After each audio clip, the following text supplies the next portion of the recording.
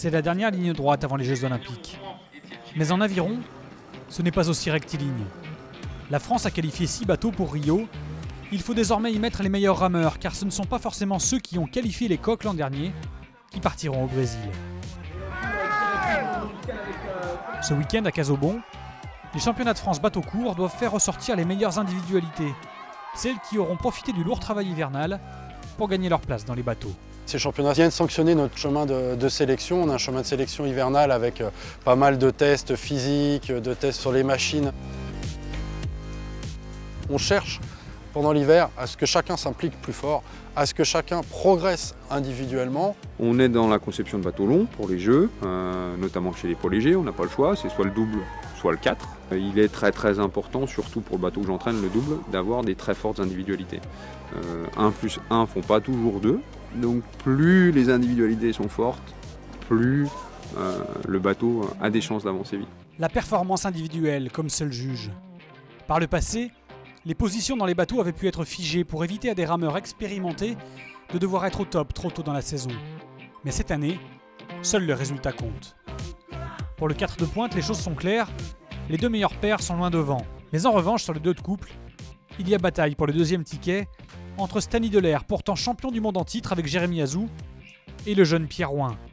Un casse-tête assumé pour les coachs. Tout est clair, beaucoup de gens voient des problèmes dans la sélection, là où nous on n'en voit pas. On a de la concurrence, on se bagarre pour animer cette concurrence qui permet d'avoir une saine émulation au sein de nos groupes et d'élever le niveau de nos groupes. Avoir 3 garçons de cette valeur-là l'année des Jeux, c'est la meilleure chose qui puisse arriver à l'aviron français et ça n'enlève rien à la dureté de la situation. C'est parti à l'instant pour cette finale du 1 de couple poids léger homme.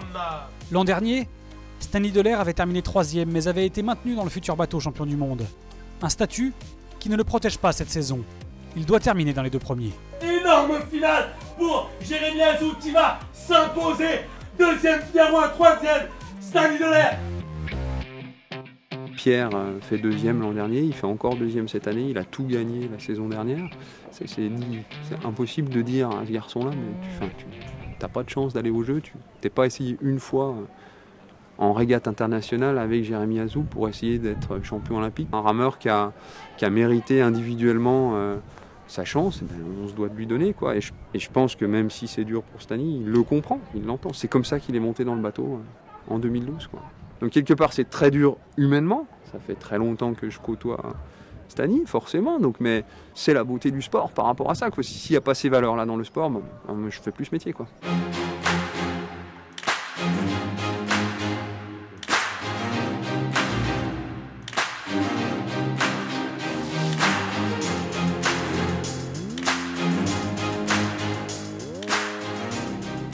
La loi du sport a décidé. Delair a retrouvé le skiff à l'entraînement. Et pour la première fois depuis 4 ans, c'est Pierre Ouin, le titulaire du 2 de couple, avec Jérémy Azou. Le nouveau duo sera testé à Lucerne en Coupe du Monde, avant de valider sa composition pour Rio. Le 4 de pointe, lui, a repris ses réglages, ce long travail de cohésion commencé l'an dernier. Nous les avions suivis il y a 1 an, avant leur médaille de bronze mondiale d'Aiguebelette, à l'époque où la nouvelle composition du bateau créait encore quelques tensions. Pour moi, tu es le capitaine du bateau, quoi. Tu es à un poste au milieu du bateau où tout le monde t'entend, tu domines la course, franchement, tu as une expérience de malade. Enfin, nous, on est tous derrière toi, quoi. Dès que tu dis un truc, tout le monde le ressent. Enfin, moi, je ressens que tout le monde est dans ta direction, quoi. Et dès que tu parles pas, le problème, c'est que on sait tout de suite que ça va pas, quoi. On est proche de toucher un truc, il faut que tout le monde ait l'abnégation au service de cette coque-là. Les Jeux Olympiques, la régate des Jeux Olympiques a commencé l'année dernière pour nous. Et voilà, pour l'instant, on est en train de poursuivre notre cheminement jusqu'au jeu. Et voilà, ici, c'est un point de passage, on va finaliser les embarcations, mais on est dans une continuité, voilà, on découvre rien. Guillaume, tu l'as très bien dit hier, tu me l'as redit. L'année dernière, il y avait des sorties bateaux, bien, pas bien, bien, bon passage, machin, pour n'arriver pas à le maintenir. Là, aujourd'hui, c'est plus le cas. 1 an plus tard, donc, sur les eaux du lac de Belsin, les poids légers ont plus de vécu en commun, plus de cohésion, même pour les 3 rameurs du 2 de couple, pour qui respect et bienveillance sont les 2 principes essentiels de la course à la médaille. Quand on fait un bateau de 2, c'est très compliqué. Donc il y a beaucoup de respect entre les individualités, ça se cultive. Enfin, une ambiance de bienveillance, ça se cultive au quotidien. La philosophie, entre guillemets, est toujours de mettre en avant pour nous que celui qui est ton concurrent à l'entraînement, c'est celui qui t'aide.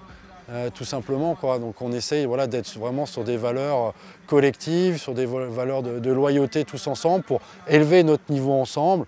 Et puis à un moment donné, on fera le choix d'une sélection pour voilà, proposer la meilleure perf possible au bout. 3, 2, 1, top! Allez, roule!